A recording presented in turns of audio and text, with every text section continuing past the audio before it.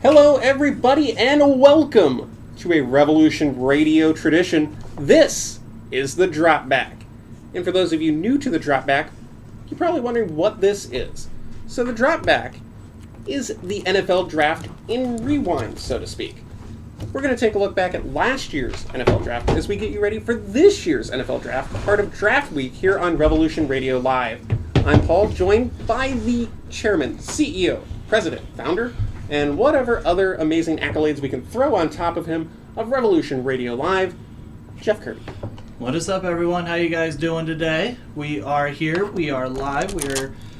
It is a beautiful, beautiful day. It really is a beautiful day. And, we are ready to go. Obviously, we are live on Facebook and on YouTube as well. We are live on Facebook, on Revolution Radio's Facebook page, and on Renegade Roundtable's YouTube channel, which this is going to be the same way that we do things for the 2022 NFL Draft, which will be broadcasted live here this Thursday. We'll bring you live coverage of the 2022 NFL Draft.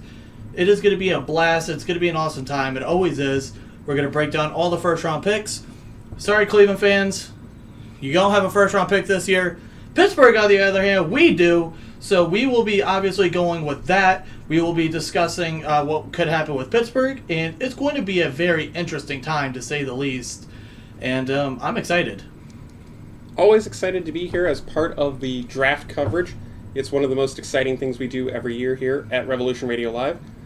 Trying to pull up a few notes and things like that to get us. Sorry, but we also were at a Cleveland Monsters game just a little bit ago, and things happen. Usually we'd be a whole lot more prepared, but we do apologize. But we're going to be going. I got my notes ready. We're going to grade the 2021 NFL Draft, and holy hell, it's going to be a good time. This is our third year doing this.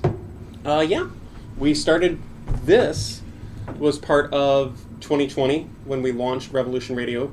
That was exciting. And then that was in the middle of the start of the pandemic. Mm-hmm. So this is going to be the first time that there won't be as many COVID restrictions at the draft as there were last year. If you recall, last year you had to be vaccinated just to be inside of certain parts of the guardrail. Yes, which I was at the NFL Draft last year in Cleveland. I was at day 2. Which was rounds 2 and 3.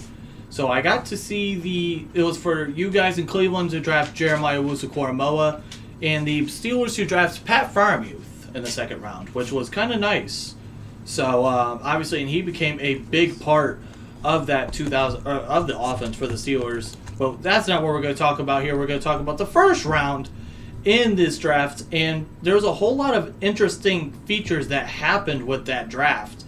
And it's going to be very interesting how it continues to go on down the line. But I'm very excited. Well, let's kick things off here. Let's talk about the number 1 overall pick in 2021.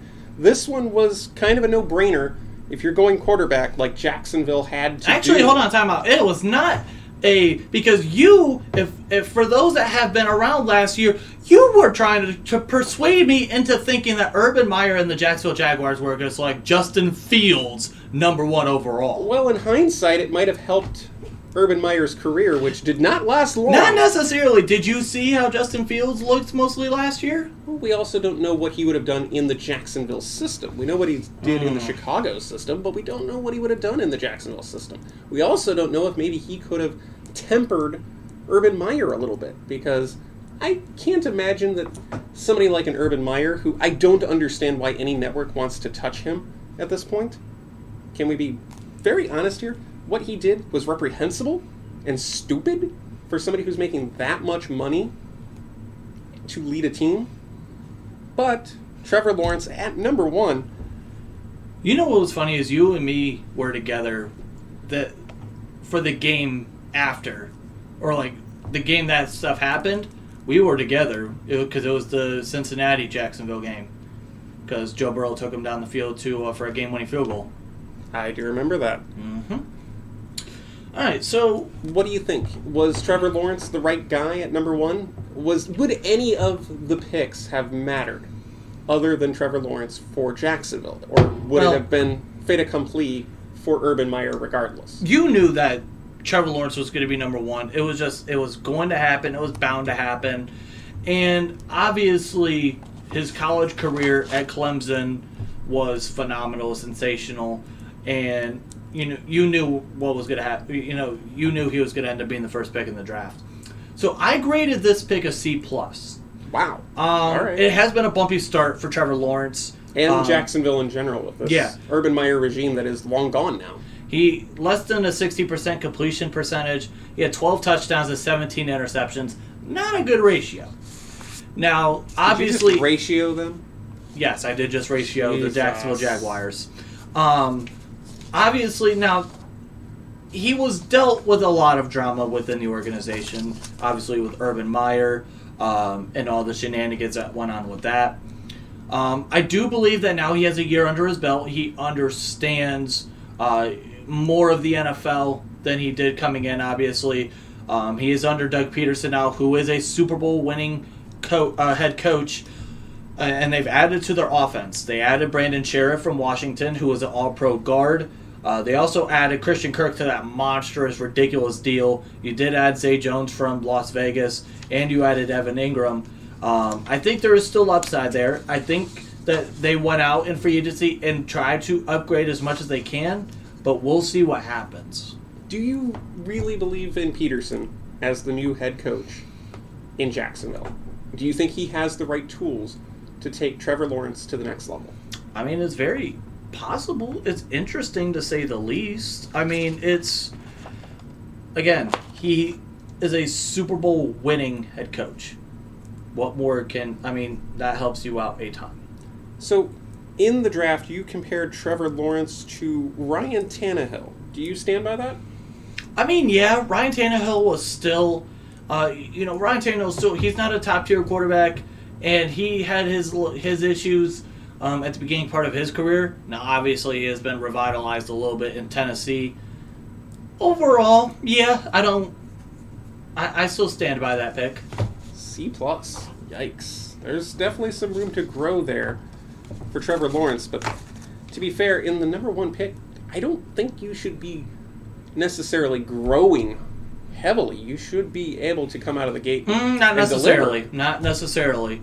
I'm not saying that every number one pick should, but the bulk of them should. And we've talked about the number one pick seems to be this weird thing where it's not going to net you necessarily a Super Bowl championship specifically. Well, I guess another example of a guy that you took number one overall that was going to be a little bit of a project was Cam Newton coming out of Auburn.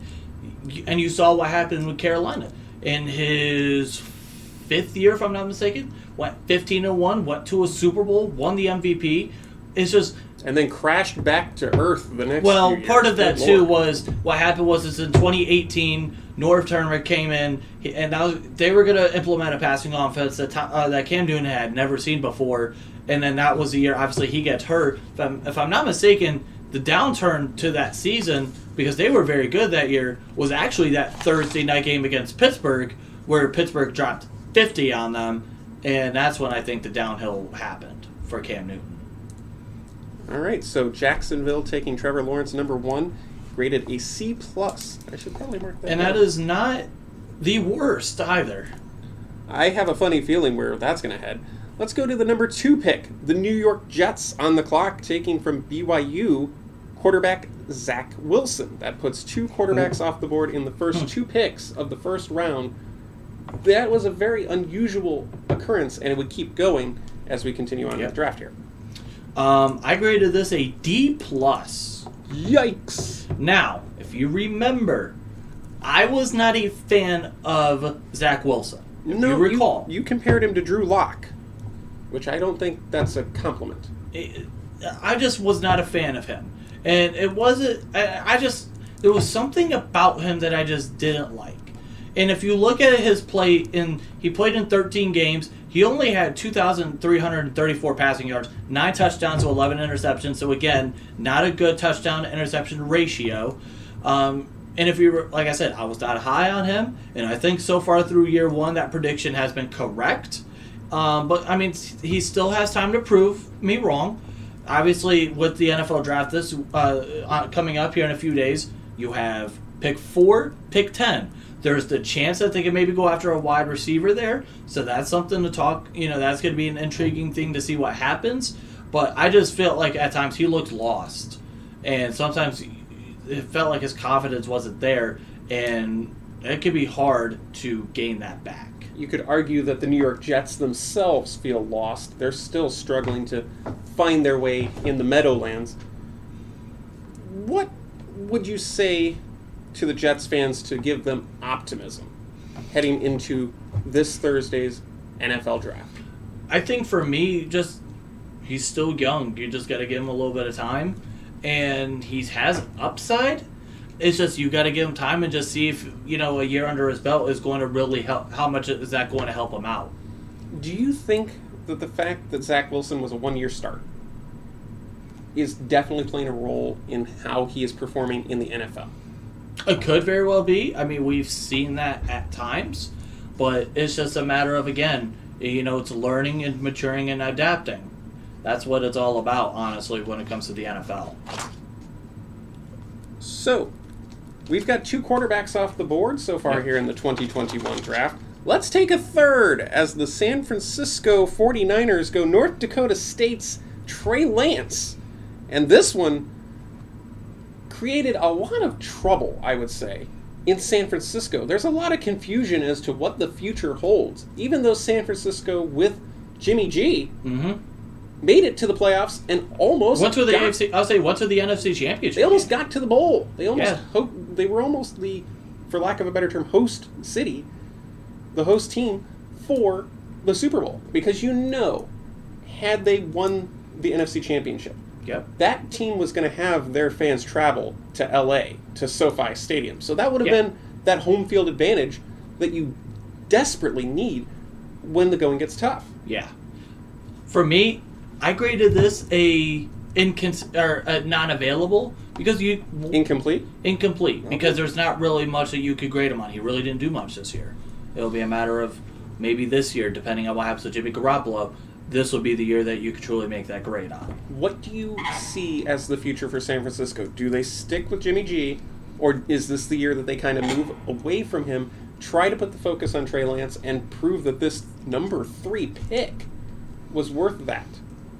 I mean, if I'm not mistaken, they drafted a quarterback 3rd overall last year. They used a 3rd overall pick on a quarterback. I think you got to do what you got to do to try to get him on the field. Jimmy Garoppolo is still young for a quarterback. Yes, he is coming off of a shoulder surgery, but if you look at it, he has playoff experience. He has a good record. I think he's a very interesting quarterback, and especially for one of those teams that might be looking at a quarterback, and maybe a team like Carolina, maybe I wouldn't say San Francisco because they won't trade him within division, but it's intriguing to look at those aspects and say, hey, how much is it? What kind of draft capital is it going to cost for me to get one of those guys, and or to get a Jimmy Garoppolo?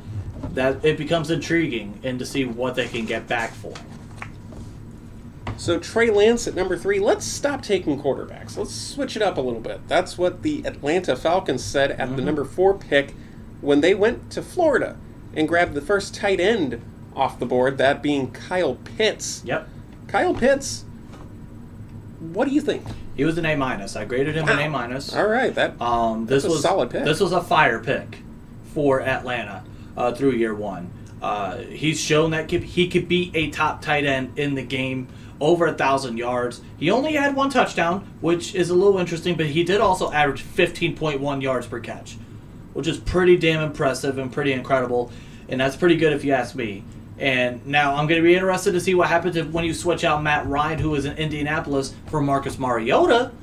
I'll be interested to see, but he has shown promise, and this was a good pickup, and a lot of people knew that he was going to be good, and he's shown that year 1. We've seen a lot of the offense in the NFL switching to more of a tight ends game, where the wide receivers are important, but your tight ends are there for your dump-off passes that can turn into big yards. Well, nowadays the tight ends are more of the receiving end. Yeah. And obviously, you look at the top 4 or 5 tight ends in the NFL: Travis Kelce, Mark Andrews, George Kittle, Darren Waller, Kyle Pitts. all of those guys are very good receiving tight ends. But one thing that makes George Kittle interesting is the fact that he is very good at the blocking as well. The blocking has not become as much of a focal point. It's what you can do in the passing game in a pass-first offense, and that is what's important here. And again, those tight ends I mentioned are all phenomenal in the pass game. Worth pointing out, you mentioned Travis Kelce as one of the top tight ends in the game, and that is your direct comparison. Yes, to Kyle and I Pitts. have zero regrets about that. Wow. All right. I feel like comparing somebody to Travis Kelce in this day and age, 1 year in. But if you look at the a intangibles risk. that he has, you see why. When you watch the film, you see why. And that's exactly what happened. He went out and balled out for Atlanta. All right. So now we're about 5 picks in. That puts what was it? Were they the last place team in the AFC North? The Yes. Cincinnati Bengals? Yes. Yeah. Starting from the bottom, now they're here. Yeah. And a lot of that credit could go to the number 5 pick out of LSU, wide receiver Jamar Chase, who was the Offensive Rookie of the Year. Mm-hmm. And I graded his an A+. Wow. I mean, what all does need to be said? 1,455 yards, which was 4th in the NFL. He had 81 receptions, 13 touchdowns, which was 3rd in the NFL. 2nd in yards per catch with 18 yards per catch. I mean, dude was an absolute monster. He really helped this offense elevate, and that's what really helped this offense go to a Super Bowl, was that connection between Jamar Chase and Joe Burrow. So, and the remember time- this too, and I do want to make a point, and this is one of the things that I'm proud about. Everyone last year was talking about Devontae Smith, who was the Heisman Trophy winner, Devontae Smith.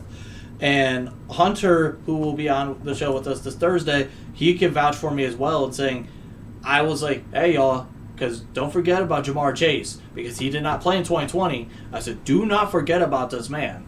And that's exactly what happened. And Jamar Chase ended up being a stud. And it's worth pointing out in our mock drafts here on Revolution Radio, Hunter actually took Jamar Chase in the spot. You took Penei Sewell. The reason why I went that position, and a lot of people did this as well, was because they needed to protect him at all costs. And As evidenced by that game towards the end of the season, Joe Burrow was getting hit. And there you go. Yes, it was nice. It was a matter of, okay, here's my thought process. You could have 1 million receivers in the world, but if you're going to get smacked in 2.5 seconds, it doesn't matter. You have to protect your quarterback at all costs. I did not want to see Joe Burrow become the next Andrew Luck, which is something that you and me discussed earlier today. I did not want to see that happen with Joe Burrow, and that's why I felt like you needed to go with an offensive tackle. They went with a wide receiver. Yes, it got them to a Super Bowl, but it's also nice to know now that the fact that they went out and spent money and upgraded that offensive line. And it's also interesting to note a team going from last place in their division to the runner-up in the Super Bowl. Winning the division. The whole division, you win the whole conference from last place in your division the prior year. That is a hell of an improvement, and I think a lot of that credit should be given to the general manager and to the head coach. Mm-hmm. A lot of people, I recall last year, no, Zach Taylor's head was on a swivel. His neck was on the line from the beginning of that season. Zach Taylor, to me, is still an asshat. You don't like him? No. Do you think he'll be gone in 1 year's time? I mean, I don't think so. I mean, if they continue to go on play like this, how could you let him go? And remember, this is the same team that let Marvin Lewis be a head coach for like a decade and a half. Yeah, we can't argue that point. There But you go. I will admit that he had more playoff wins than the Browns did. Can't argue that Not point. as much as the Steelers. Yeah, I'm going to have to deal with that all draft. This is where the Browns and Steelers crossover comes into play. So, Jamar Chase, you compared to Amari Cooper. Still sticking with that, or you see something a little bit more out of him now? I mean, I think I see him a little bit more. I think that man he's a dominant wide receiver. So you're expecting him to be the Offensive Player of the Year almost. He has that 2022. ability to do that. So, to throw it into another perspective here, because a lot of our viewers are going to be fantasy football players. Would he be a potential first-round pick for you in fantasy football? Would he even be in the discussions in PPR leagues to be the number 1 pick? I drafted him in like a later round last year. I got him at the time when it looked like he couldn't catch a football. And then he became the target. And then I was able to get Joe Burrow, and Joe Burrow and him ended up being my quarterbacks. Quarterback and... Yeah, and then I think I also had Justin Herbert too. So I was able to get Justin Herbert and Joe Burrow as my quarterbacks. I was okay with that. Put yourself over some more, huh? Oh, I will. All right. Even though I did not win the championship. No, you did not. All right, 5 picks down so far. And I'm curious about these grades because the top 3 picks were some of the lowest graded so far. A C+, a D+, and even an incomplete, which, ladies and gentlemen, if we're going back to grade school here, means you didn't even try the assignment. You just didn't. And the teacher said, eventually, dear, you're going to try to do this project, and then I will grade it. Well, and I will grade it poorly this was because something you're going to that get 25% off the top. And now, if you remember, this was what was expected all along, was for this to happen, and now we're going to see what happens. With the Trey Lance era in San Francisco. Is that your prediction out of the top 5? You would think that Trey Lance is going to be the guy in San Francisco by this time next year? Until I could get proven otherwise, yeah. I think, again, you drafted a 3rd overall. You used drafted a quarterback 3rd overall. Okay, so if you are the San Francisco GM, okay, who are you looking to get out of Jimmy G? Are you looking for draft capital, or are you looking for a specific positional need here? But again, remember, Deebo Samuel is looking to get out of there too. Package them both. If you can somehow package a Jimmy Garoppolo and... But you'd want to trade outside of the NFC at this point. You would not want to see him until you absolutely have to. Unless, depending on what kind of capital you could get for Deebo, there's a few teams that might be interested. Jimmy Garoppolo is a very intriguing thing. I think a dark horse team could be Houston. I think right now the biggest quarterback needy team-ish would probably be Carolina. And we can talk about Carolina all day long during the draft because there's a lot of talk that Baker Mayfield formerly of the Cleveland Browns, we might as well just say that because he's not going to start for Cleveland ever again. Yeah. And boy, howdy, if you told me that a year ago, I would have told you were crazy. And yet, here we are, thanks to a controversial signing. Let's go with that. There we go. We'll go with that. All right, let's move on. Number 6. Let's get into that top 10 with the Miami Dolphins taking from Alabama, Jalen Waddle, the wide receiver. This is an interesting go here because he is the first wide receiver to come off, or the second wide receiver to come off the board. And if I recall correctly, Bama was pretty solid. Yep. So what happened here? Why did he go after Chase? Was it literally the Cincinnati connection with Burrow? Or did Cincinnati not see something specific? It was the connection, and this is exactly what you're seeing with Miami, and it was with Tua, because Tua and Jalen Waddle were teammates together at Alabama, and that's what happened. Jalen Waddle has 4.2, low 4.3, high 4.2 speed. You love that in a quarterback or in a wide receiver, and for me, I graded this pick an A. Dude was phenomenal for Miami. He had 104 receptions. He had over 1,000 yards, 6 touchdowns. This gave Miami some sort of consistency for Tua, because Devontae Parker and Will Fuller were not consistent in that offense. And then again, Tua had that Alabama connection with him through year one, and through year one, this was a good pickup for Miami. Your original comparison for Jalen Waddle was Tyreek Hill, and that was because of the speed. And then Devin Hester as a kick returner. I thought he was going to be. I thought his ability to in the special teams was Devin Hester-esque because of his. Think that the speed is still there? And yeah. What will it take for? And now on top of that, now you add Tyreek Hill into that offense. So now you have 2 speedsters. Miami is a very intriguing team to talk about for maybe a Jimmy Garoppolo kind of person, because it doesn't seem like Miami's that high on they're not. It doesn't seem like they're all that high on Tua. So it's going to be intriguing. It's an interesting discussion to have. If to say Tua goes into the season as the starting quarterback for Miami, is this a make or break year for him? Yes. Because he'll have two arguably playmaker-style wide receivers on either side of him. And Mike Gesicki as your tight end. Yes, this is a make or break? Yes. Do you see this version of Miami being able to take the division? No, because you got Buffalo in that division. Still high in Buffalo. Buffalo might be the best team in football. Wow. Okay. I know I've heard some critics talk about maybe putting too much pressure on the quarterback position in Buffalo.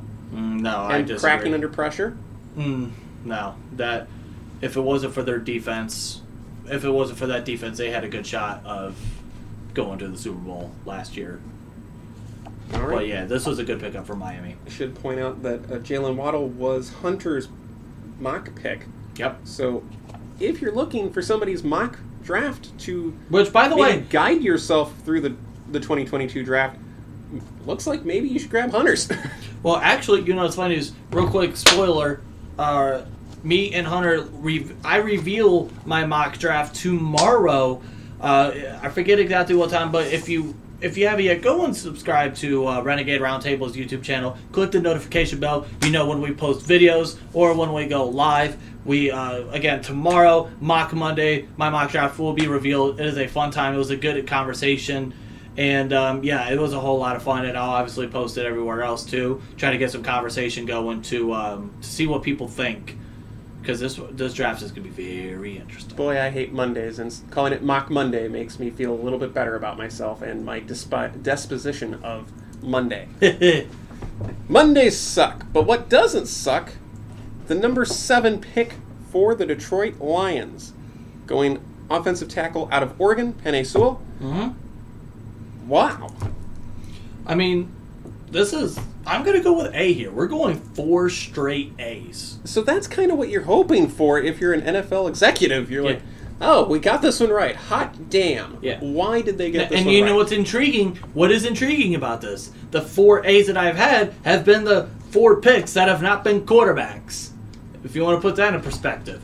But here's what made this thing intriguing. Was it felt like this was a pick that fell right into their lap. And they didn't look back. Since week 6... he's only given up 1 sack. That is pretty damn good for a 21-year-old left tackle. He played both left tackle and right tackle, so there you go. Brings versatility, and that's what you need in an offensive lineman today, is versatility. Could kick to the left or the right side. And this was a good pickup for Detroit, and a positive for Detroit. Sorry, I was just looking. I'll say you look like you got confused for a second. Little inside joke. We have these notebook binders full of information so that we can tell you as much as we can. Last year, somebody put mine in backwards towards the back of the pages. So at some point, you're going to see me start to look at the pages in my book and go, what the hell just happened? So bear with me on that because you had a year to organize it. I just remembered that. You had a year to organize it. How am I supposed to organize it? You 3-ring hole punched it. You can take them out and fix it. I don't have a 3-ring hole punch. This isn't Office Max. Sure it is. This is now sponsored by Office Max. So we're going A at Sewell. Mm-hmm. The thing with Detroit is, man, the highs and lows of the Detroit Lions fan base. You got Jared Goff out of that Matt Stafford situation. But you lost somebody in Matt Stafford that you honest to God loved. And then you watch him go and win it all. Mm-hmm. A lot of people were calling them the Detroit Rams in the Super Bowl. What is it going to take in the eyes of Jared Goff to get that same love and respect from a Detroit fan base that clearly doesn't seem to want him? Hell needs to freeze over. That's pretty specific.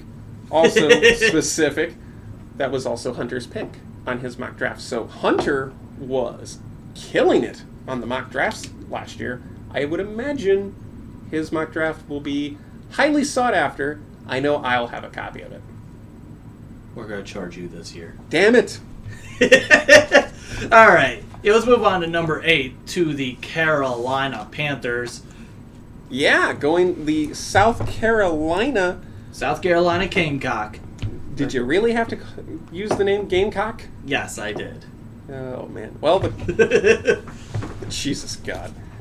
The number 8 pick for the Carolina Panthers, going from South Carolina, quarterback J.C. Horn. Was this just like a nice symmetry? So here's what was interesting about this pick. You had the argument and the comparisons of who was going to be cornerback 1 in the draft, whether it was Patrick Surtain from Alabama or J.C. Horn. I was high on J.C. Horn. This was one of my guys that I was very high on. Now, it sucks that early on in the season he got hurt.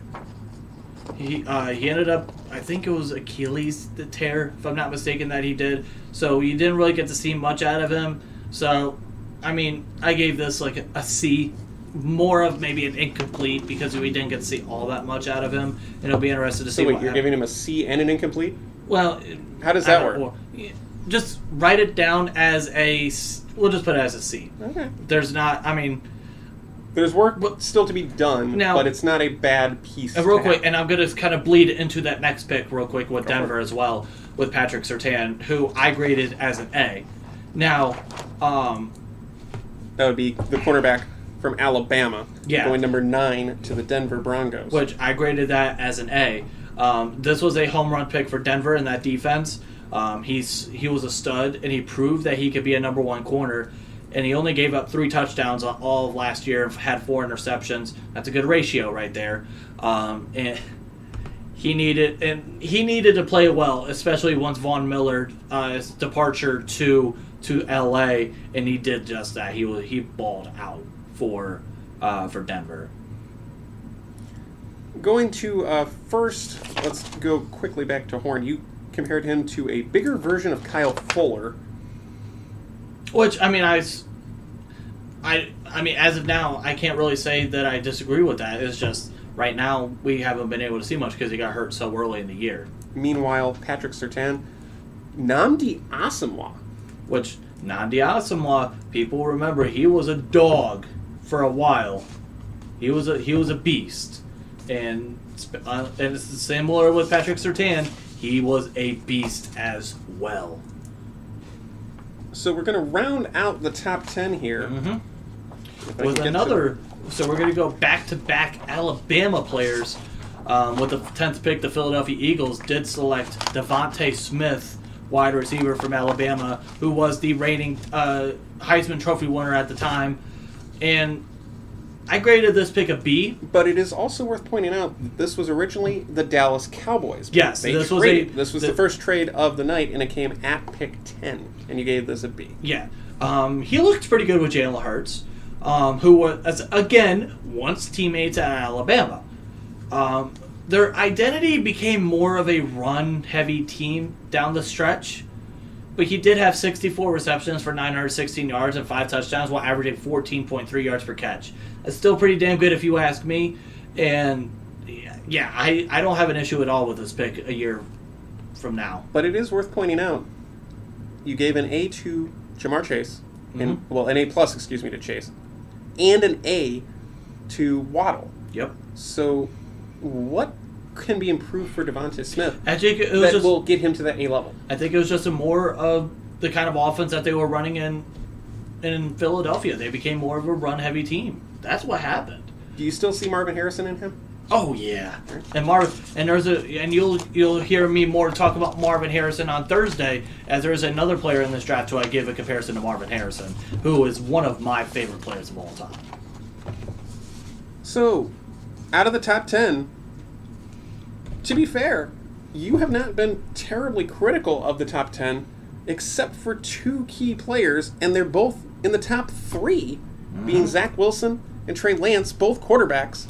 One getting a D-plus grade, one getting an incomplete, which is worse than an F. Because it means you still got to do the project. Not necessarily. It's not his fault. It was just the situation that he came into. That's not a knock on him. It was just you're also they figured that Jimmy Garoppolo was going to... I don't think they realized that Jimmy Garoppolo was going to take them to the NFC Championship again. Does that say something about San Francisco's executive committee, that they're not seeing something in Jimmy Garoppolo? I just feel like they just feel like it might be time to move on. Just sometimes it's like... See, to me, if somebody takes me to the NFC Championship, I'm probably going to ride that horse until the wheels fall off. And build around that. You got to think they were also up 10 in the fourth quarter in that Super Bowl, and the Super Bowl that they were in. What happened? And it also could just be the fit between the offense that Kyle Shanahan wants to run. That's part of it, too. That's fair. So, we talked about the trade to end the top 10. You know what? I had so much fun with that trade. Let's do another one.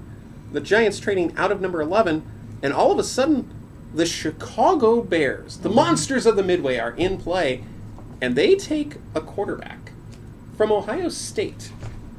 Justin Fields. Hunter says, Browns get an A+, Steelers get an F-. Ha ha ha, you're very funny. That is a direct quote from Hunter, who, again, the greatest mock drafter of all time. I'm just yanking his chain. Not Hunter's. Jeff's.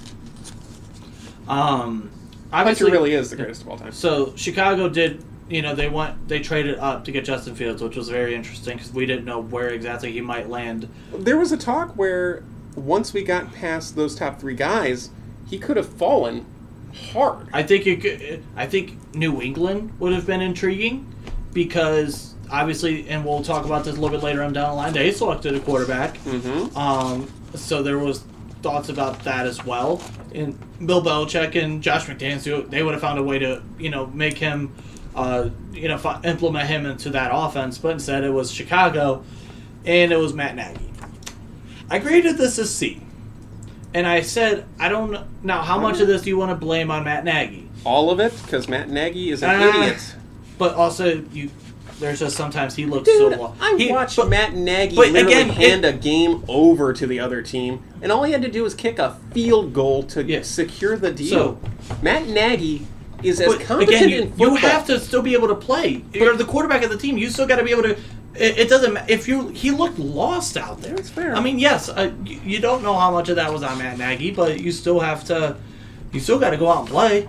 I would say Matt Nagy should be compared to and put into the same breath and category as pretty much every Cleveland Browns head coach prior to current. He also did go to the playoffs. You do realize that, right? He got there out of luck. He has no skill. He has no mindset for football. I do want to get into Hunter's comment. He said Absolutely. Fields was such an interesting grade because they didn't put a ton around him last year, and he struggled because of it. He showed flashes of being really good, too, but the inconsistency looms.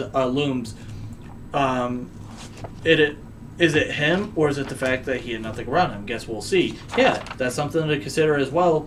And it's good to see what happened again. A year under his belt, I'm interested to see what kind of progress he's going to make, realizing, all right, this is what I need to improve on. Maybe I need to really get into the film room. I need to really focus up. And I'm not saying he didn't do that because he seems like the kind of person that did do that a lot. But just having that experience now in the NFL, putting new people around him, now it's a matter of, okay, this is what I really need to improve on, and this is what I can do. Hey, on the plus side, Chicago doesn't have to face Cleveland this year, so there's a really good chance that he won't have to deal with Myles Garrett coming off the edge and trying to murder him. Or T.J. Watt as well. You know what's ironic is both pass rushers had phenomenal games against Chicago. Well aware of that. And do you credit that more to the incredible play of those two athletes? I'm not going to deny that T.J. Watt is not one of the greatest. You got to remember, that first game, or that game against, and this isn't a knock on Myles Garrett. As much as I like to, we like to have our little battles between T.J. Watt and Myles Garrett, I still respect the hell out of his game. I do think he is one of the best pass rushers in the NFL. It doesn't help that this was also Justin Fields' first start. So that's... Yeah, good luck. Your first start is against Myles Garrett. Good luck. Myles had, what? How many sacks? It was double digits. It was really close to a record. What? That game? No, not that game. Just in general. And I think most of them came in that game because he had 4. TJ Watt had 22 and a half. You guys are still mad about that half, aren't you? Do not remind me. I'm still pissed. I believe he broke the record. Ladies and gentlemen, I don't give a damn. I believe he got ratioed. He got hosed. Ratio NFL. Let's go. Bozo. But I want to throw it forward a little bit while throwing it back, this drop back. I do see your comments, Hunter. Your NFL comparison to Justin Fields is Deshaun Watson, who is now a Cleveland Brown. Now, the reason being behind that was because of the fact of his mobility and the fact that if you looked at Justin Fields in college, he had some touch on the football. And the last time that we did see Deshaun Watson play football did lead the league in passing yards. And he looked good. And that's the thing that we thought we could have seen with Justin Fields as well. So a C grade for Justin Fields, who it almost seems like with certain quarterbacks, you're saying they're a work in progress. Yes, and I think that's a lot of, and a spoiler for this Thursday, a lot of the quarterbacks that you're going to see in round 1, I don't think, maybe outside of one, would I start week 1. It's an interesting thought. And we'll talk more about... You look at those first-round picks, and you're almost saying that these are ready-to-go players in the eyes of the fans. But maybe not necessarily so much in people the eyes of the executives. People that understand the game of football will sometimes understand that, okay, he's going to be a little bit... Like, if you go back, Josh Allen in tennis, or in Buffalo, people that knew that people that actually understood football and executives on top of that were realizing he was going to be a project, he was going to be a work in progress, and then you saw what happened with the project. He became a very good quarterback, and he's now among one of the elite quarterbacks in the AFC, who has a ton of elite quarterbacks in the AFC. Hey, you remember that trade with the Dallas Cowboys? I do. Well, it turned into Micah Parsons. Which I said, Penn State linebacker. 8+. Taking number 12. 8. Wow. 8. That's your second A+ of the day. There isn't much I need to say. There is not much I need to say. I can't argue that. He was one of the focal points that you could say, okay, if I'm going to buy a jersey of anybody for this team, that would be the guy. He had Defensive Player of the Year votes. That says something as a rookie. Dude's a dog. Monster. His versatility. Great. Phenomenal. Fantastic. I'm just going to let you have the next 30 seconds to just kind of I'm done. Fanboy over Micah Parsons. No, we're good here. It's also worth pointing out, you are an Ohio State fan. Yep. I've got the Ohio State gear on today myself. Big Ten country, right there. Penn State. Is that literally one of those... That's the hallmark of Big Ten football. Dirty, gritty, in the trenches, hit you as hard as we possibly can. And it seems like that describes Micah Parsons to a T. Yeah, he was a dog last year. Keep going, because I have to figure out where in the book this next one is. All right, so here we go. I'll give you a little head start here. With the 13th pick, the LA Chargers had selected Rashawn Slater, offensive tackle from Northwestern. And offensive tackle, that's in the back of the book, isn't it? Maybe. Damn it. Yeah, real quick. So I graded this pick an A. Really? Yeah. So Slater, he came in right away as Herbert's blindside protector, playing that left tackle spot, and he became a force on that offensive line. He only allowed only 5 sacks on a whole lot of pressures, over 240 pressures, or only 5 sacks and 24 pressures given up. He only had a 3.7% pressure allowed rating. That's pretty good. He was top 12 in the NFL. That was top 12 in the NFL for offensive tackles. That was a good pickup. Hunter says, Slater was such a huge pick for them, impact immediately, and a big contributor to Herbert's success as well. That's exactly what LA needs. And I'll give you a little spoiler. There's a shot that could go offensive line again this Thursday. That mock draft is going to be exciting. On Mock Monday. It could be. Now, there's a possibility. That's what I'm saying. There's a possibility. So the Chargers, at number 13, lucky number 13, taking the tackle from Northwestern. There's that Big Ten flavor again coming into play. You get that. I love that about Big Ten football because it seems like everybody romanticizes the quarterback position or the offense in general. And it's nice to have those guys that are in the trenches putting the cleats in and just getting dirty. I mean, outside, getting those hits. you still have Alabama, who has produced some nice offensive linemen. But when you think of good offensive linemen, you think of the Big Ten. You have Iowa. You have Wisconsin. Ohio State's produced some nice guys. You still get Penn State. Michigan's produced a couple nice guys. So you look, there's a lot of teams in the Big Ten that can produce. I think the average fan sleeps on Iowa, and they absolutely should not. And Iowa is it's because all there is corn. Well, what else are they going to do? They're going to stand in the corn and tackle people. That's what you do. It's one of the reasons why the price of corn keeps increasing. Stop tackling corn. Good. Yeah, because I like corn. And not the band either. You don't like that particular version of corn? No. I like mine with a C, not a K.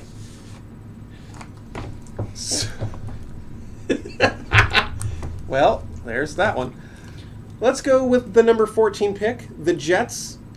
On the clock. Jets, Jets. The Jets on the clock again because of a trade with the Minnesota Vikings. Yep. That puts them on the clock at number 14. Their second pick in, what was it? They had the second pick with Zach Wilson. Now they're coming back at number 14. Mm-hmm. They go with the tackle from USC, Elijah Vera Tucker. What is your grade here? We've gone a little bit good on picks. Last two we've had A's, but I'm going back to a C plus here. The plus is nice. Now I understand why you trade up here and select him, Elijah Vera Tucker. I understand why you do that. I don't blame them for it. I get the thought process. He did not have the greatest of years last year. 43 pressures given up on 626 pass attempts. That's a 6.9% percentage. Nice. And yes.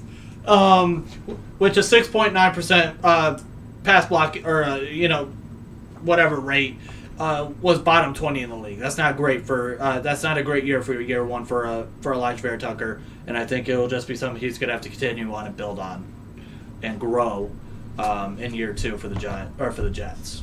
So, can we just agree the Jets are still going to suck in 2022?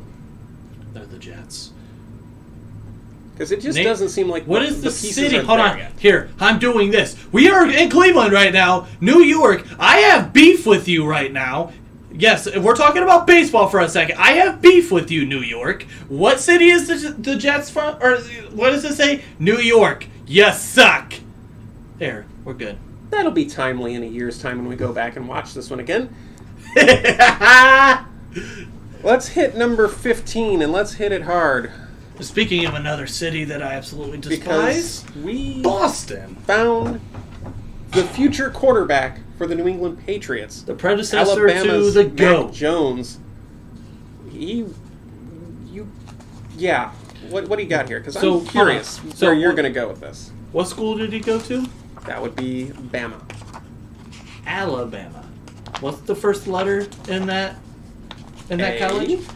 That's what I grade him, as an A. This smelled like a New England pick, and Mac Jones played well. I'm glad that you can smell a New England pick coming from a mile away. That's going to be really handy for you during the draft this Thursday. Me and Hunter, spoiler, me and him both have the same pick in our mock draft for New England, and oh boy, it's scary. And it's worth pointing out that you both had Mac Jones going to New England in your mock drafts. Obviously, New England, you had to think that pick made sense for somebody like a Mac Jones coming from Alabama with that which does not have a great track record for NFL QBs. No, but it has a great track record for its head coach, specifically Nick Saban. And Belichick is very much a Nick Saban-style coach. A no-nonsense, do it my way or you're not going to do it at all kind of coach. That translates well when you go from the college to the pro atmosphere. For Mac Jones, it was like nothing changed except for the color scheme. Yeah, and for me, he got them to the playoffs his rookie year. If the Pats can go and get themselves some good wide receivers, he can be a great guy for New England for years to come. Will he be Tom Brady? No. That's actually exactly what I was about to ask you. Can he be Tom Brady? No one's Tom Brady.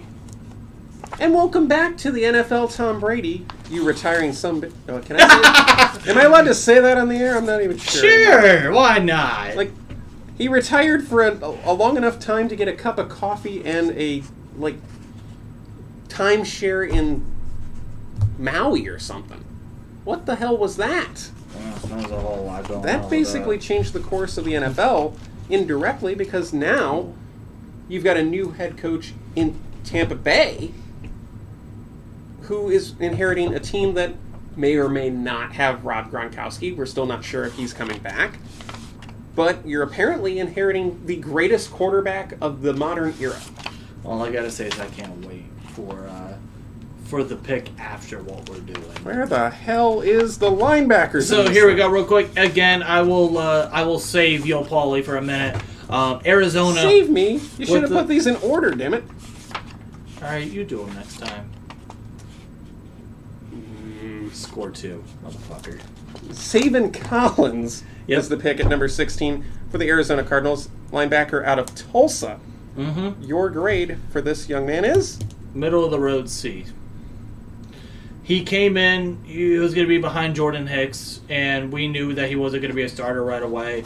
But, I mean, he was just last year. He has the skill set and the tools to be a good player. He just needs to, I think, put it all together. And I think at times he struggled in coverage, which is something that he'll need to work on. And if he wants to be a consistent part of this defense and stay on the field. You compared him to Jamie Collins. Which, yeah, it's a little interesting now looking at it. Do you stand by that, or do you think you might have over-expected for him? No, I gave him Jamie Collins because I don't think I have Jamie Collins. Ouch. Would you like a pair of cleats to kick him in the nuts with? Because we can accomplish that feat for you. Zeman seems like a nice guy. I wouldn't do that to him. That is definitely doable. Jesus, God, everything is mixed up from last. There we go. Sorry, ladies and gentlemen. I haven't opened this book in quite some time. It's well, nice it looks like that's a personal issue. What now? You heard me. So we're 16 picks in. That puts us at the halfway point of the draft. It's worth noting. Oh, boy.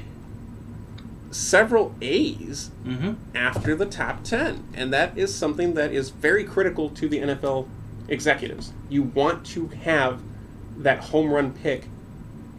And by your prediction, three guys got that after top 10. Does that mean... Well, 50% of this draft I graded an A so far. Jesus. So... one of the things we're going to talk about during the draft on Thursday, and we can touch on it briefly here. That's why the Steelers are the best team ever? No. The Los Angeles Rams won the Super Bowl with no first-round picks, and I don't think they have some. They haven't had a first-round pick in 75,000 years. It's almost like the first round is overvalued. The last time they had a first-round pick was Jared Goff first overall, which was started everything. So they traded up a crap ton because they had to trade up the first-round pick the following year, and then it just became a downfall of picks for the Rams, which is something that we will discuss on Thursday. I want to touch on that now. Do you think we're going to see more teams trade out of the first round? No, it's not. So here's the thing that I think, bring somebody to them to the dance to say, hey, if you want this pick, we're open for business. I think the thing is if you're the Rams said we are in a win now mode, we are going to trade possibilities for certainty. They went out, they traded a couple first round picks for Jalen Ramsey, the best corner in the NFL. You traded some picks for Matthew Stafford, who won you a Super Bowl, a quarterback that you knew was going to be an upgrade. You make these kind of trades to get impact players. And that's exactly what they did. And again, it was nice too that Aaron Donald, who they drafted in 2014, was a first-round pick. And is apparently coming back for one more go, by all accounts. Yeah, so you have that going for you. So yeah, I think that's something that's going to be interesting, is to see if the bleep them picks, Macho, will continue on in the NFL? And if so, what teams are going to be a part of that? Well, we know that the Cleveland Browns are going to be a part of it indirectly because they do not have a first-round pick this year. Yeah, but again, if you were going to go and get yourself a quarterback of that caliber, you got to do what you got to do in that situation. Interesting. All right. Let's go to number 17. The Las Vegas Raiders select offensive tackle Alex Leatherwood out of Alabama. Now, Alabama, if you're noticing, has come up a lot here. What is that? 1, 2, 3, 4, 5 times now in the first 17 picks. That is impressive, and if I recall correctly, that was a record. I don't know, but you know what was not what was a record was how bad Alex Leatherwood was. F. That is the first official F of the first round. Here, if there's children around, close their ears. This is F for what the fuck were you thinking, Las Vegas? Because if you remember, all of our reactions at that time when they drafted were like, what the hell are you doing here? And he got burnt so bad. He looked like me sitting outside in Arizona for 10 hours straight with no sunscreen on. He was getting burnt that bad. That would be the equivalent of me trying to cover Tyreek Hill. That's how bad he was getting burnt. Well, shortly thereafter, the Las Vegas Raiders would undergo some massive changes because they would lose their general manager, Mike Mayock, as well as their head coach, John Gruden. John Gruden, he became controversial. And Mike Mayock, he's still one of my favorite draft in terms of draft analysts on the NFL Network. I love watching old drafts and him talk about, breakdown picks and stuff. I love those. Who knows? We might see him on the NFL Network again. I don't know. They're going to have we'll some see. space for him. I kind of hope so. That'd be nice. I don't know what's going on with that.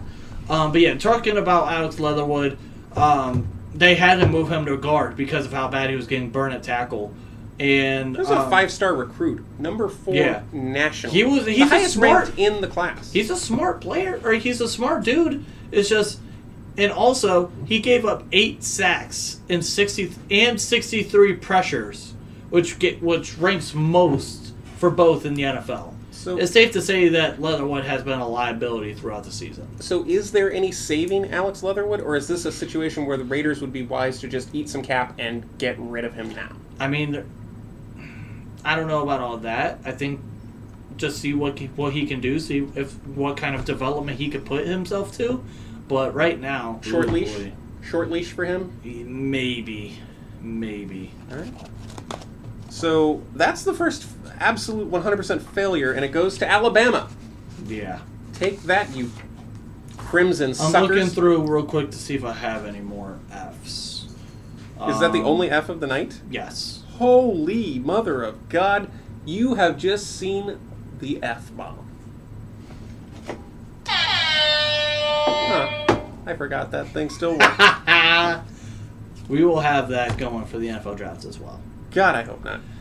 Let's go to the number 18 pick. Oh, boy. The Miami Dolphins back on the clock. We saw them at number 6. They took Jalen Waddle from Alabama. This time around at number 18, let's go with the defensive end out of Miami, Jalen Phillips. Which, if you remember, this was my boy out of the draft. This was my guy. There's always a couple players that you fall in love with in the draft. This was one of them for me last year. And I graded this a B. Okay. I predicted that he was going to be a Pro Bowler within 3 years. That was my bold prediction that I made. I have that in writing, actually. He came in right away, and he did make an impact, though. 40 pressures is not too shabby. 8.5 sacks is not too bad, if you ask me, for a year 1 pass rusher. And again, we'll see what happens, how much development he's put in the offseason. I think he has the opportunity to have double-digit sacks next year. Your original NFL comparison was Cam Here Jordan. we go. Hold on real quick. So we have a report. Sources have said that the Green Bay Packers are expected to trade out of the first round and look for a receiver later in the draft if a highly rated prospect at the position does not fall to them in the first round. So, I would be saying that could be a possibility where maybe... Are you talking about pick 27 or 22? Because they have 2 first-round picks. Because they traded Devontae Adams, got the Raiders' first-round pick. So now... We've talked about this. This could be that situation where You package a couple first rounders and drop back, no pun intended, to get more players, get more draft capital to make something bigger happen. Is there somebody in this draft that Green Bay absolutely covets that they might want to trade up for? Because they have the draft capital to do that. It could be a receiver. It could be possibly maybe a defensive tackle or some sort, maybe of someone that they're feeling. So there's a possibility with that. So again, there's going to be a lot, especially in the back half of drafts. It's always intriguing to see what teams try to trade up because you get that 5th year of contractual control when you're drafted in the first round. So those are always things to discuss and talk about. Back to Jalen Phillips at number 18. Do you see any flaws or any holes in that game? I think he just needs to continue to develop a little bit. Maybe a little bit, try to work a little bit more in the run game. But I think other than that, I think he still has the potential to be a pretty damn good pass rusher for Miami. So what a difference a year makes. At number 19, you have the Washington football team. And that's worth pointing out in and of itself because now we will head into the 2022 season with the Washington Commanders. I believe they're the first NFL team in the last 40 years to do a complete rebrand twice. Yeah. And the name is not taking favorably in the District of Columbia. No. We can attest to that in Cleveland with some guardianship problems. But, regardless of what that might be, the Washington football team / the Washington Commanders took a young man out of Kentucky. Jamin Davis. Yes. Sorry, I had that in front of me and it missed it for a minute. There are a lot of problems in Washington. If the rumors are true that Dan Snyder, the owner of the team, has been cooking the books, he will be going to prison. That affects your draft capital this year, next year, and the year after, because we don't know how aggressive the penalty is going to be from the NFL for essentially lying to the federal government, as well as the NFL, about finances. Not something that you want to screw around with, ladies and gentlemen. No. Goodell's not the only one who can come down with a hammer. What? You can too. What do we expect here? Do we expect Washington... First and foremost of all, we'll talk about Jamin Davis, but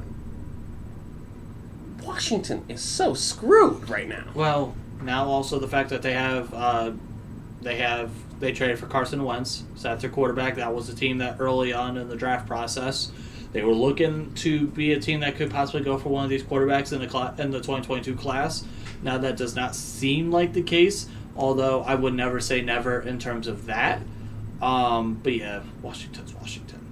Let's be honest. Washington's Washington, and Washington's gonna Washington all the way to the bank, apparently.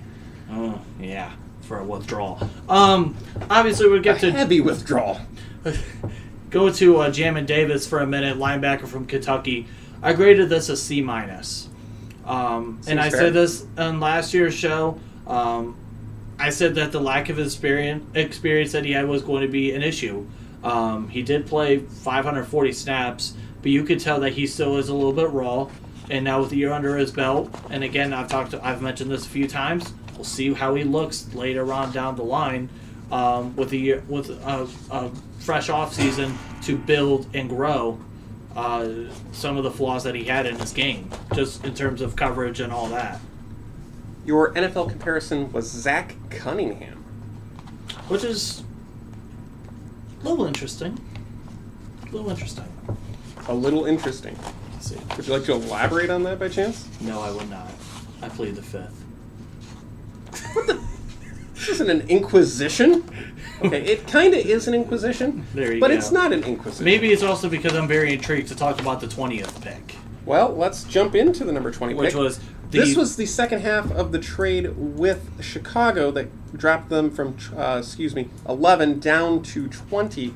That nutted them Florida wide receiver Kadarius Toney. Tony. Sorry.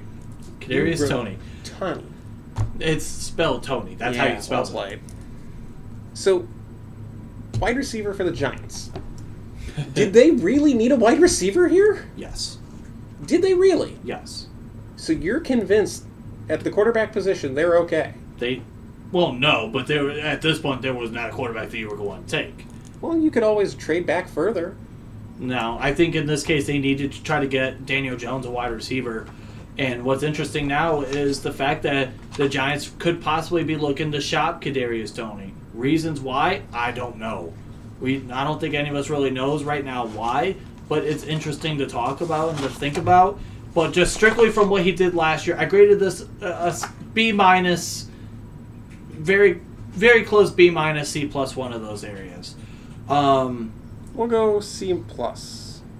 Now the worst version of it. You know that he has the ability, or that the ability is there, and that he is very explosive. You compared him to Deebo Samuel, who is currently also being on shocked. the block. Yeah, who is on the block? Is there any chance that you just go, meh, and the Giants take over there and you ship them?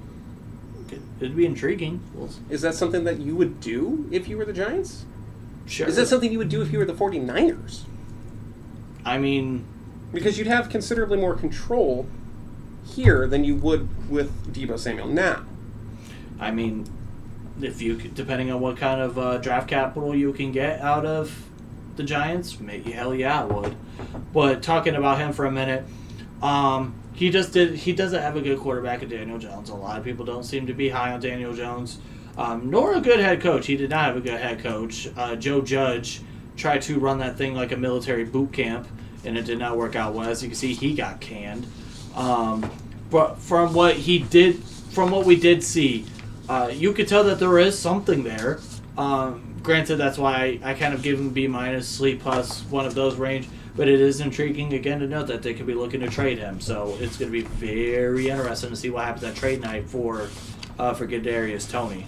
Do you think there's a scenario where Jimmy Garoppolo and or Deebo Samuel end up switching coasts as part of a big deal here with the Giants? Because it does seem like Jimmy Garoppolo would fit them a little bit better and could handle the pressures of New York. It's an interesting topic. Do I think it's going to happen? No. But it's an interesting topic or a conversation to have. But we'll see what happens. I think draft night's going to be very interesting. Be interested to see maybe what happens with Baker Mayfield. We'll see what happens. Everybody in Cleveland is going to be interested to see what happens there. With Jimmy Garoppolo, what happens with Deebo Samuel. Who is the most likely candidate to be traded that is currently on an NFL team, not a pick or a prospect, but an actual player who played in the 2021 season? Who is the most likely to be traded on draft night?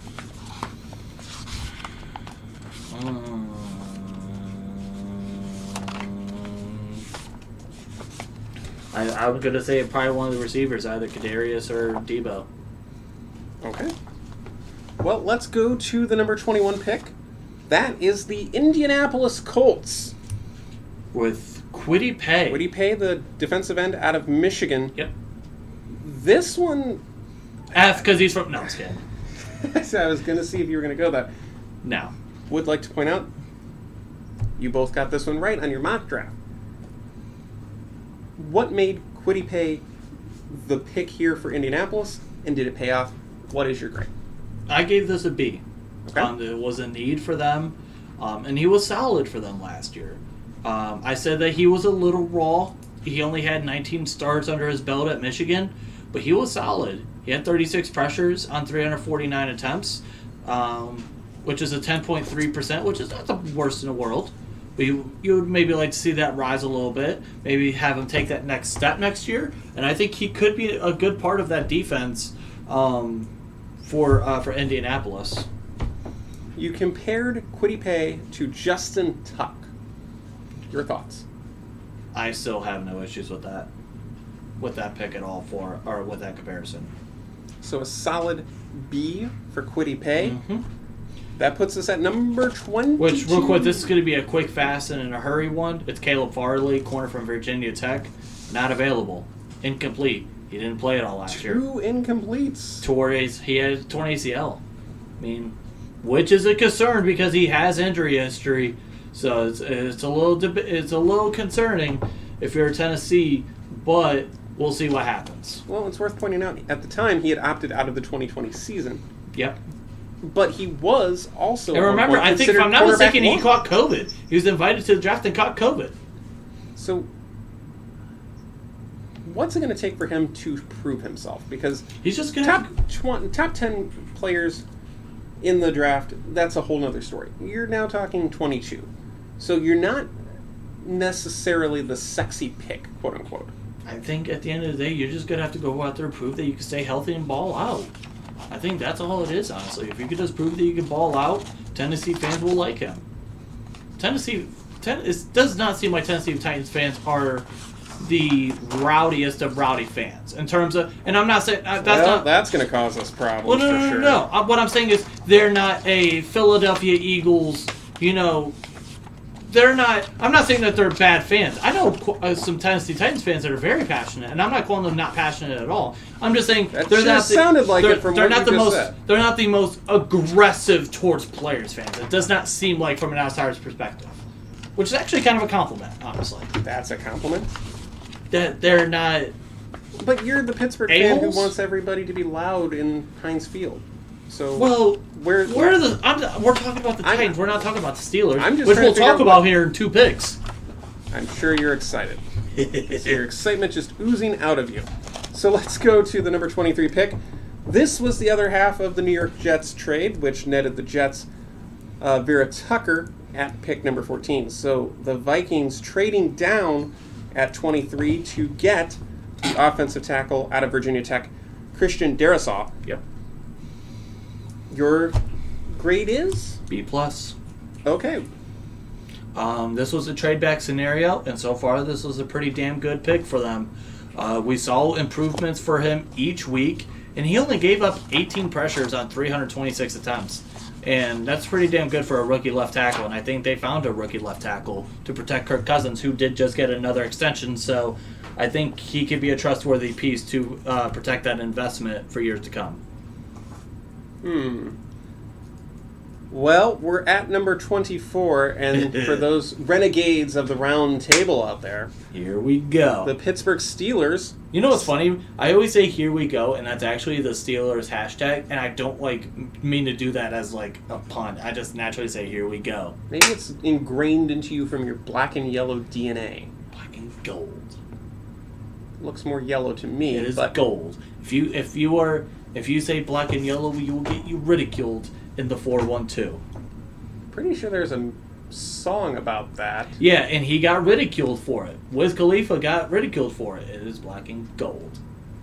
Well, I don't think he's launching a remix anytime soon. Yeah, and I don't think the Pittsburgh Steelers are going to remix the first running back to come off the board is Alabama star Najee Harris. Najee Harris. Again, you left me high and dry here. No, and that one's okay. There's so many people that got it wrong. That kept on saying Najee.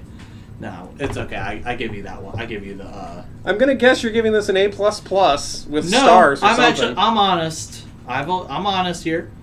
I gave this a B-. Do we have the dog meme where the dog is just confused and I can be honest with myself here. Not only are you not going an A, you're going a B-. So this was a controversial pick. All right. If you remember, it was a controversial pick, but both of you, because we all knew that's what was going to happen. It's pick. Not a matter when I do these mock drafts. It's not a matter of what I want to happen, and it's a matter of what I think is going to happen. And again, this was a controversial pick with going running back here in the first round because there was always the talk about what are you going to do in terms of the offense. You had 39-year-old Ben Roethlisberger who was coming back for one more year. As it turns out, his final season. Yes, which we all figured was going to happen. The running game became non-existent. The offensive line had inconsistencies down the stretch. It did not look as good. If you remember fully, I was one of the people that said I would prefer the Steelers to go after an offensive lineman, whoever they were feeling like. maybe a Landon Dickerson, maybe a Jalen Mayfield, someone like that. But at the end of the day, Najee Harris, he was good. He was a good player. He had over 1,000 yards. But at the end of the day, now I'll be very interested to see what happens with an upgraded offensive line, because Pittsburgh did go and upgrade that offensive line. They went out and they got a couple offensive linemen, added some different pieces.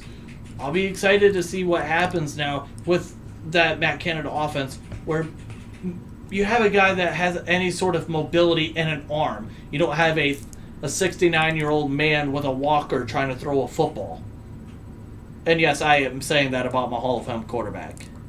I'm so glad we have that on film and I've said that before. I've said that on the podcast before. Yeah, that. I know a bunch of your friends who are going to use that against you in a court of law. It's going to be like an episode of Cops every time you want to do that. I mean, I've said that before. Also, here we go.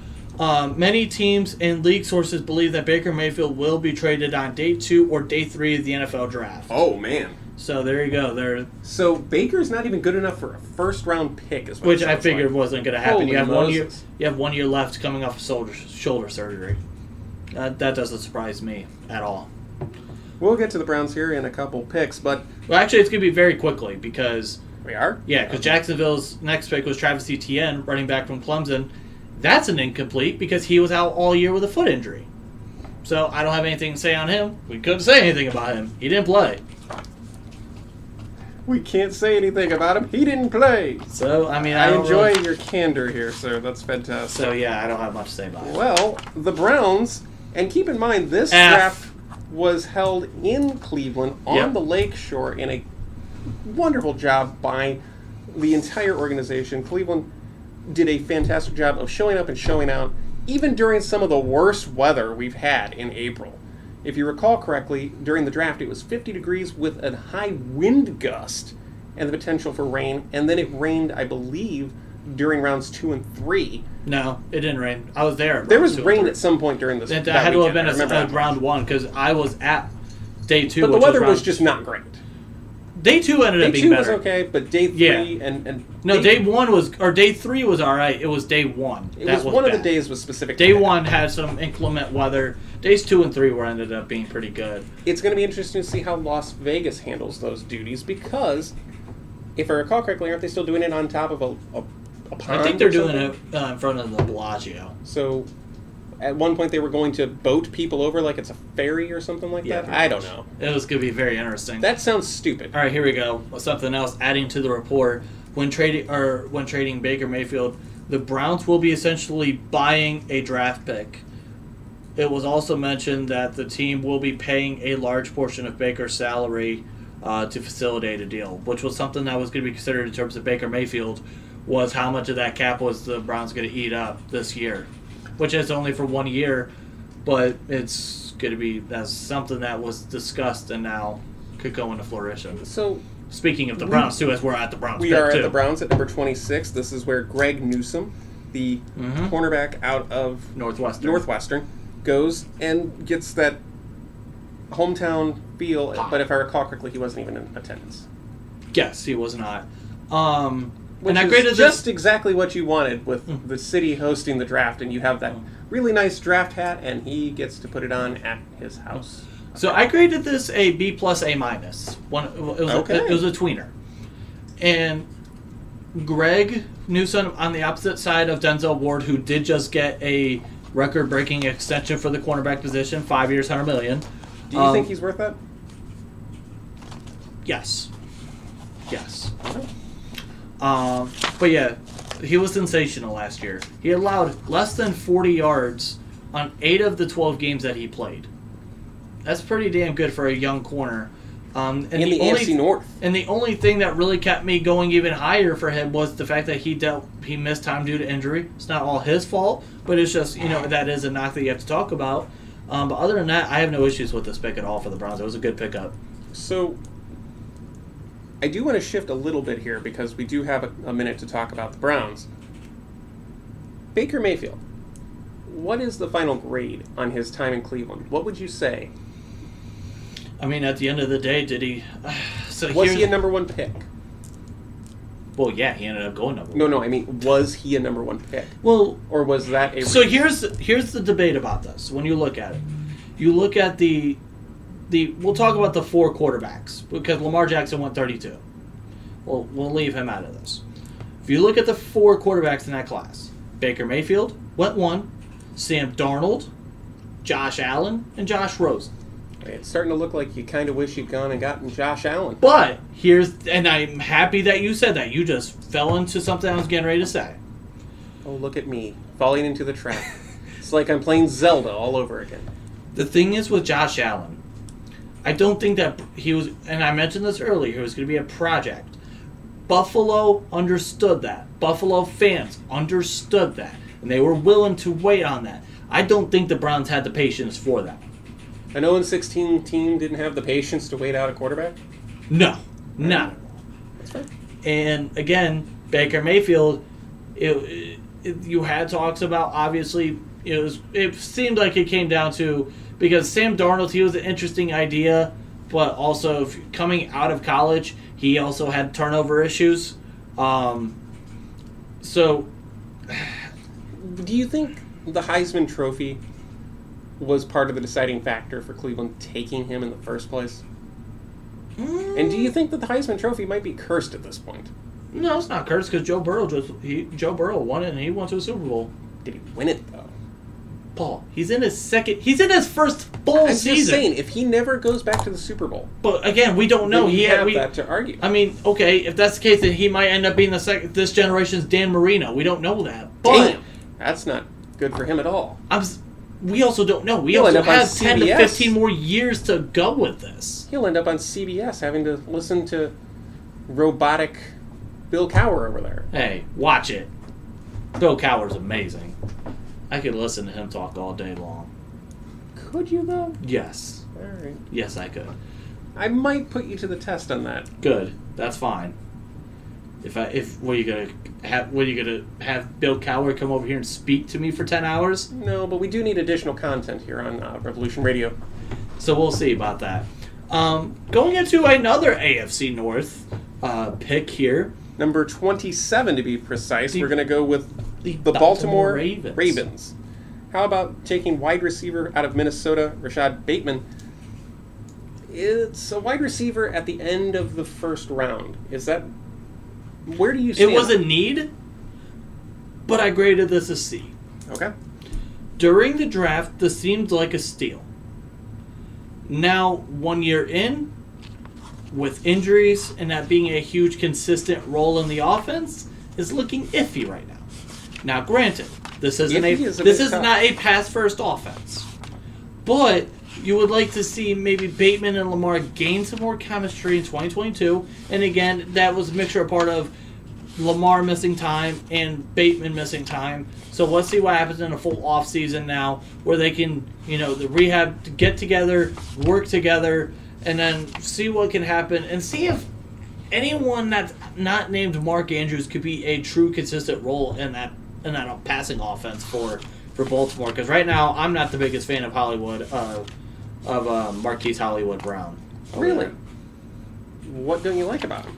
Has drop issues. Issues dropping the football. As a Browns fan, having watched Braylon Edwards, I don't think he's that bad. You gotta remember, too, I watched Deontay Johnson have a very high drop rate in 2020. Remember that as well. Why the hell can I not find number 28, the New Orleans Saints? Well, because, there's a reason why. It's because I didn't have anything on him. Okay. So. Because he was a huge reach. And this was an incomplete due to injuries. There was a reason why you couldn't find Peyton Turner, defensive end from Houston. That was on me. That was my fault. And you're going to have a much larger book this year, huh? Yes. All right. And going the same with Eric Stokes here, Green Bay. These are the only 2 picks I did not have anything on, which sucks for me. But this ended up actually being a good pick for Green Bay, selecting Eric Stokes, cornerback from Georgia, which I graded as a B+. Pairing him opposite of Jair Alexander ended up being a very good idea. He had 8 pass breakups, which led all rookies last year, and also forced 12 incompletions, which was also first among all rookie corners, and that was also top 10 in the NFL. This ended up being a good pickup for that defense down the stretch, and he's a guy that you could truly rely on the outside as a corner. And now you have a good dynamic duo on the outside in a division where you have Justin Jefferson and Adam Thielen on the same team. So we talked about this in a hybrid production meeting that we had today as we prepped for the 2022 NFL Draft, which is this Thursday here. Mm-hmm. We'll be broadcasting on Revolution Radio Live as part of Draft Week. Yep. Excited stuff. Sometimes you get into these drafts and you don't get the sexy picks.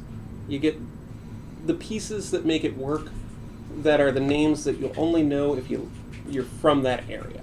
And I think that's where we're at now, because we're going to be talking defensive end and linebacker. And now you talk about the next 2 picks with Buffalo and Baltimore? Yes, specifically Gregory Rousseau out of Miami. Okay, so Gregory Rousseau was an interesting cat. For me, I thought he was a little overrated. I saw people in terms of where they had him going, he had a lot of hype around him. I was not the biggest fan of Gregory Rousseau. What didn't you like? I just felt like he was raw and inconsistent. And again, I graded this a C. Going into the draft last year, I was not the biggest fan of him, as I said. And he only played in about 50% of the snaps. And he only had 29 pressures and 237 passing snaps. And that's with 12 of them coming in 2 games against Miami. So, in that case, that ends up not being all that much. And, which, right now, this doesn't seem like the biggest pick or the best pick, but it did fit a need coming into that draft. So, I understand, again, the thought process, but this was one of those players I did not feel I was that high on, and so far, we'll see if he can gain a larger role. But it's interesting now because you have Von Miller added to that team. Yeah, that's kind of like going, hey, you know that car you got out in the driveway? But again, it's now that a could Cadillac. But again, that could also be a positive. Jadeveon Clowney might have just had his best year last year, pairing opposite of Myles Garrett. Sometimes you need 2 bookends to go together on the opposite side of each other. Sometimes that's what you need. If you're Jadeveon Clowney, do you want to come back to Cleveland, or do you want to test the waters out there and see if you're still number 1? I think I would see him coming back. I could see him coming back. He just had possibly his best year last year. There's been a lot of talk about him as well as Jarvis Landry. No. I think Jarvis Landry. I think that ship sailed.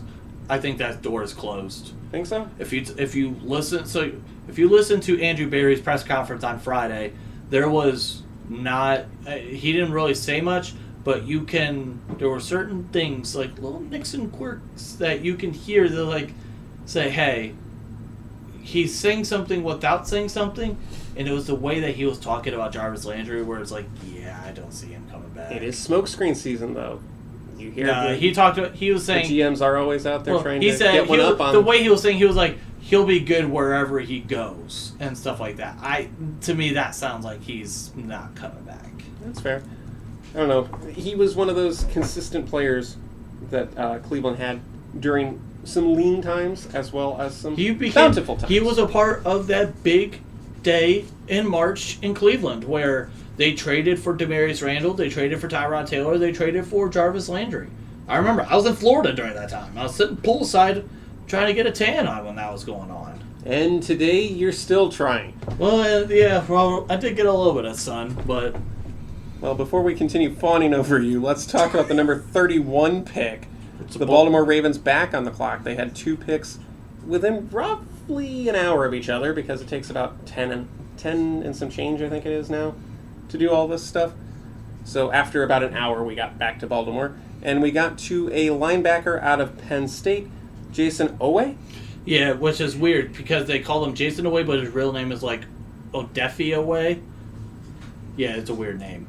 But, linebacker, pass rusher, edge rusher from Penn State. I graded this a B. And I think this ended up being a late first-round steal. Now remember, if you see in my notes in there, I think I mentioned how I talk about how he has not played football all that much in terms of, he did not have all that much experience, but as you can see, it got him, he's good enough to be a first-round pick, played for Baltimore, and I think he looked pretty good for them. He found a role in his defense, had 53 pressures, which, if you ask me, if you're Eric DeCosta, if you're John Harbaugh, that ends up being a pretty good pick for Baltimore. All right. So here we are at the end of the first round.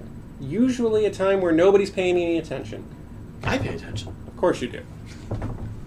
But the then Super Bowl champion Tampa Bay Buccaneers were on the clock. They go with the linebacker out of Washington, Joe Tryon, who sat out in 2020 and was a one-year starter. Yep. Final pick of the first round. I can't imagine you're going F because you've actually already told us you only dropped one F spot. And it's not a D. And it's not a D. And it's not a C. So you're pretty happy with this. It's a B minus. Okay. Similar to Rousseau, he wasn't a full-time starter, but I think he showed more flashes in his playing time than Gregory Rousseau. He did become a good rotational piece behind Shaq Barrett and Chase and Pierre-Paul. And I think this pick was going to be a pick for the future. And I think he's shown some flashes to say, hey, he can be good down the road. So at the end of the day, I have no issues with this pick for Tampa Bay. Do you think Tampa Bay is going to be missing Bruce Arians halfway through the season in 2022? No. So you think he left everything kind of as is? It's almost like an Airbnb. Remember, he left everything the way it was supposed to be and turned it over to the next person. Who is the quarterback right now of the Tampa Bay Buccaneers? As of right now, it is Tom Brady. There you go. There you go. There you go. Who did try to retire. No, I think Giselle tried to make him retire, and he's like, yeah, I can't do this. So when does Tom Brady retire? Does he just die on the field at this point? Yes. So he's just never going to give up? No. No, I don't know. But and that's what's crazy, though, is he's 44 years old, and you see the stats that he put up last year. He still looked good. He threw for 5,000 yards. What? When's the last time? 44 years old, throwing for 5,000 yards. And almost came back in that game against the LA Rams. Boom. Tom Brady is amazing and the GOAT, the greatest of all time. One of the other things we talked about during last year's draft that I think is worth revisiting now, the impact of the 17th game. We've seen this season, the 2021 season, we had that 17th game. It did seem like towards the end, some players were gassed. Do you think that that's going to continue to be a problem? Or do you think that it's just going to take a couple years to kind of run its course and then eventually that'll be the case? Well, I think it's just going to take a little. It's going to have to run through its course. Players will get used to it, and I think that's that. Honestly, tying into that, real quick, Tom Brady at 44 years old led the league in passing yards with 5,316 yards. Tying into the impact of the 17th game, both number one seeds who had a bye week heading into their first playoff game lost in their first playoff game. What do you see there? Is there something that the NFL would need to do to maybe give the number one seeds a better competitive advantage? No. Or is it just going to be, you better be practicing on every day up until that day and stay ready? Because realistically, seeing both number ones go down was catastrophic to an extent for the NFL. No. It's just how the cookie crumbles. It's how the cookie crumbles. Honestly. How the cookie... And no, I am not looking for a cookie. If that's where you're, don't have any. I say if that's where you're going with this, I'm not looking for a cookie. So but now I'm looking for a cookie. Okay. Good Lord. So, that completes the first round of the NFL Draft 2021. And that means that our drop back has concluded. We hope you're having fun with all of this. we are preparing for Draft Week. Mm-hmm. Which it starts, I guess, technically now, since you're watching this right now. And will run clear through Thursday night. Well, I'm going to say this. If you've been on the Renegade Roundtable YouTube, it has started on Friday. Draft Week started on Friday because I've been daily uploading draft content on that. Look at him. He's just such a renegade that he had to jump on in. You're damn right. But in all seriousness, we will be live, it sounds like, around 7:45, because the draft starts at 8, or the 8:30. Which one are they doing now this year? What was the question? Was it 8 or 8:30 they're starting the draft? I think it's 8. So we'll be live around 7:45. Yeah, I can give... NFL draft, it is starting at... It's on the West Coast, so it should start with sunshine. So that means they're going to start at 8 o'clock their time, so it'll be... no, I'm just kidding. No, it starts at 8 p.m. Can you imagine if they tried to convince people to stay up till 3 o'clock in the morning watching the first round of the draft? Ladies and gentlemen, we're going to be going live at 11 o'clock Eastern Standard Time. We'll probably still be live then, but... Oh, I would imagine so. But if we started at 11, I'd probably be wearing my pajamas for the night. Even though it's very ironic that the Las Vegas Raiders, the draft is in Vegas, and now the Vegas Raiders do not have a first-round pick. That's something I was actually going to ask you about. Is that a wise decision for the city that is hosting the draft to not have a first-round pick? I think at the end of the day, if you're looking at the Raiders, you go and get yourself arguably a top 3 wide receiver in the NFL to go when you're in the division of having Patrick Mahomes and that offense, the Denver Broncos, who just traded for Russell Wilson, and Justin Herbert to go along with Keenan Allen and Mike Williams, who just got a 3-year, $60 million extension. That's exactly what you needed to do. And you have that offense. You have Hunter Renfrow, Devontae Adams, Darren Waller, and Josh Jacobs, and I believe Kenyon Drake. Yes, you do that. And because it's like, okay, I might not be able to... It's like... And on top of that, they went out and they re-signed Max Crosby and they traded for Chandler Jones.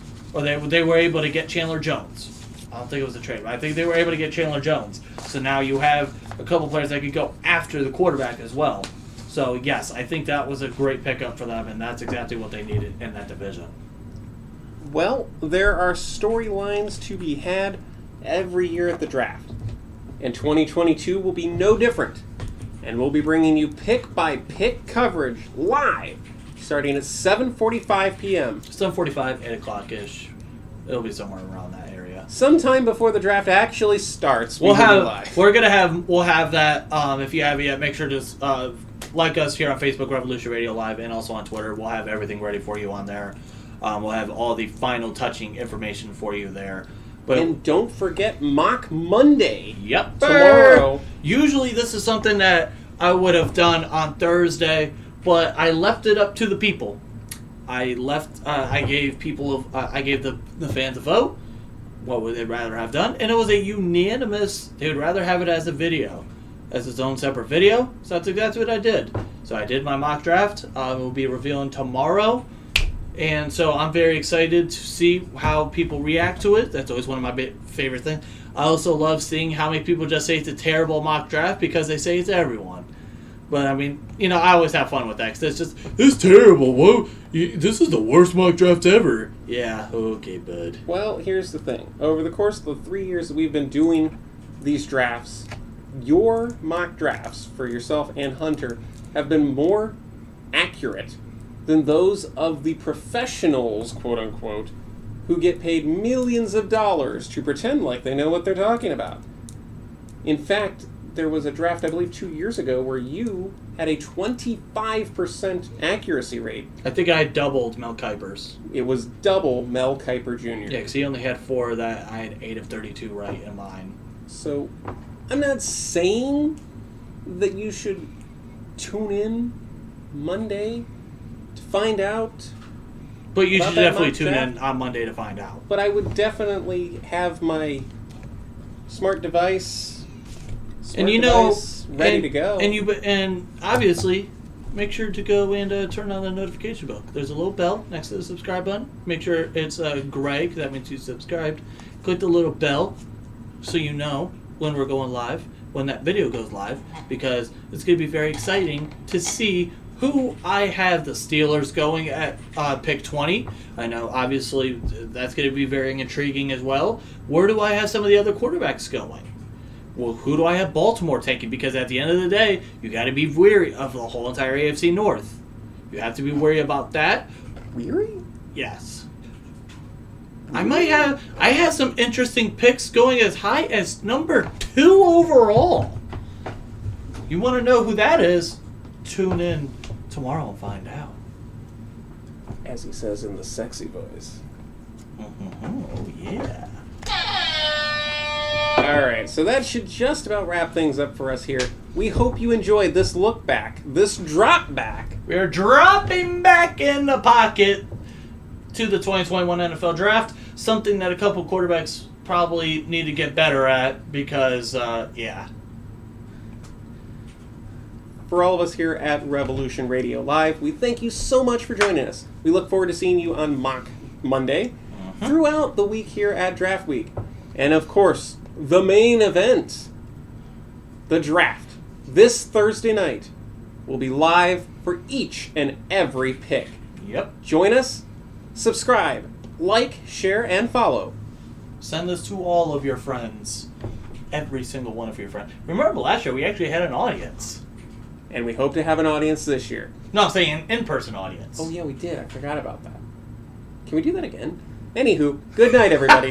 Hey, by the way, yeah, I'm Jeff. That's Paul. Stay safe, everyone. Have a wonderful week. See you tomorrow. Peace out. Mock Monday! I want that to be a thing. Put it underneath my name, like right here. Mock Monday!